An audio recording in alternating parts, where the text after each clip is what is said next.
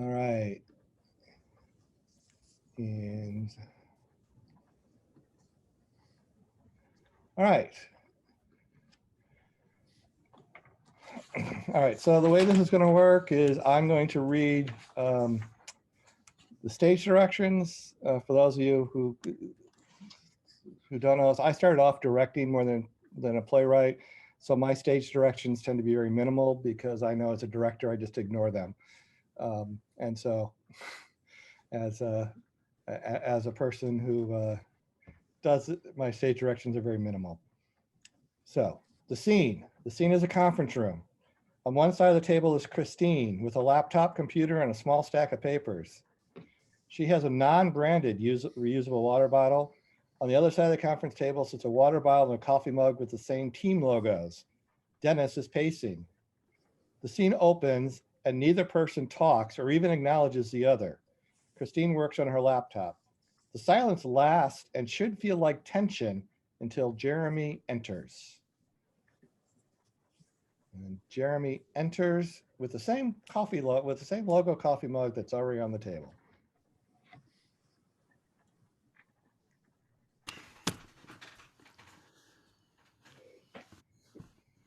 Okay, tell me what our off-season needs are. Fourth starter, left-handed reliever, and right field. Third starter. Raglan is a fourth starter at best. Yeah, that's what I meant. A fourth pitcher. Hell, give me the whole Cy Young winner, and all of them can take a slide down spot. We don't need to overpay for a starter. Okay, Kristen, what else? Right field, third base. What? Hector's a good player and the core of this team for almost a decade. His average has dropped 10 points in each of the last 2 years, and his fielding is even worse.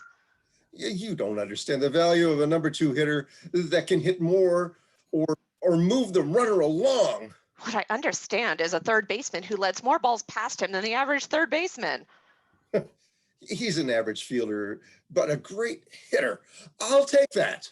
He is no longer an average fielder. In fact, last year, he gave up an extra hit in the field every other game. That's 75 hits in a season. While he's a good hitter still, he's not 75 hits season better than the average replacement, not lately anyway. He's a liability now in the field. What are you suggesting? Right now, he is an upgrade for us at designated hitter, so there's no pressure to trade him. However, he's a known commodity with some 300 seasons. He's 31 and has 2 years on his contract. Here's a list of teams that might want him. I highlighted some of the players on those teams that could fill our need. I'm against it. Analytics can't tell you how good a guy is in the locker room. Hector is loved and respected. Good points, Dennis. That's why I like the manager's input as we start this process. But remember, Hector might prefer to play third place someplace else than be the designated hitter here. So who will play third? Simmons in AAA isn't ready. Probably never will be. Agreed. Here's a list of young, cheap alternatives we could go after. Let me see.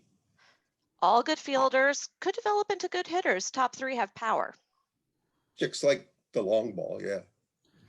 So you think we could get Ruiz from Cleveland? He's on the last year of his contract. I could coach any of these up, but it's still got to have Hector.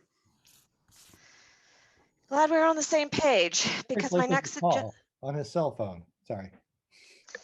Glad we're on the same page, because my next suggestion is a doozy. Franklin, hey, it's Jeremy. You want to jumpstart the off-season? I'm looking at Ruiz. He's your fourth starter. He'd be my third. Sure, you could wait until trade deadline in July, but then he'd just be a rental until free agency. If I got him now, I might be able to sweet talk him into a long term.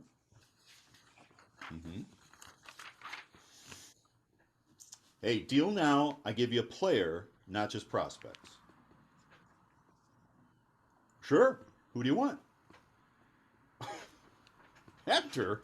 He's an all-star. Besides, he's got 2 years left on his contract. I'm not saying no. I just wasn't expecting you to ask for so much. You will have to sweeten this. What else you willing to deal? Kristen hands Jeremy another piece of paper. Cleveland's roster sorted by WAR. He may have a 100-mile-an-hour fastball, but who knows where it goes? Your analytics guy might value speed. My analytics girl likes strikes. Well, maybe in 3 years when he's got control, I'll regret this, but no thanks. How about Horrigan? He's a junk ball pitcher, so your analytics guy probably doesn't like him, but I'm sure Kristen here would. See? Win-win! But Franklin, let's hold up to notify the league until 6. Yeah, I think Hector deserves to hear about the trade from me rather than from Twitter. He's earned that. Yeah. And hangs up. Thanks for thinking of Hector like that. Oh, I wasn't. I wanted to see if I could swing for one of those replacements before anyone knows we traded him. But you can call him. God, that was great. I love trading season. I get a starter and a lefty setup man for you with just one short phone call. My next one is a little out there. Hands a paper to both of them. I want to talk about this guy. Okay, I know George. He's a good pitcher, yeah, but fat. I pitched a couple of shutouts in the World Series a few years back. He's good under pressure. I just traded for Ruiz. We don't need another starter. Unless you think Raglan is that bad. So here's the funny thing. I ran his numbers and his WAR goes down a lot if he pitches for an American League team rather than a National League team. We're an American League team. Why is that? Are his stats somehow inflated from pitching to pitchers? I initially couldn't figure it out. It didn't make sense. But I calculate WAR a little different than most people. What is WAR anyway? Wins above replacement. Oh, I know that, but what exactly does it mean? It's the amount of extra wins the team got or will get with that player in the lineup rather than the average non-starter. I understand the concept, but it's all gobbledygook. I get ERA, strikeouts, wins and losses, and quality stats, but WAR is just something that statisticians make up so that the average person has to trust them. Dennis, everybody uses WAR now. Can you calculate it? No, that's why I pay Kristen the medium bucks. She does it for me. Such job security. Lots of analytics people out there. All right. And fewer and fewer of us old baseball guys. All right. So about this WAR issue. When I calculate WAR, I take everything into account, and I mean everything. And you found something? He gets more of his WAR from hitting than from pitching. He's the best hitting pitcher by far. That's why in the American League, his WAR could be a lot worse. He wouldn't hit. He's a very good pitcher, but he's actually a phenomenal hitter. Nobody knows it. I think nobody knows it. So he's no good to us. Well, maybe we do a 3-way trade. No, he's our right fielder. What? I figure with his arm, he could throw out runners. He's fat. You want me to trade for a pitcher and put him in right field? Yes. Everyone needs good pitchers. Hitters are easier to get. I can think of 3 outfielders I could trade for right now for less. He has the potential to be one of the best hitters in the league. A pitcher. A right fielder. How sure are you? I'd bet on it, and I don't bet. Oh, you are betting. You're betting your job. My job.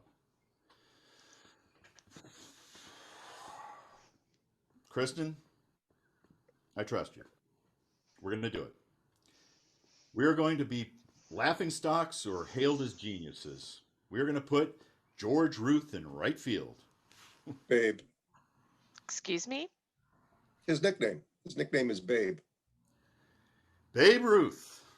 He better be one of the greatest players of all time. And blackout.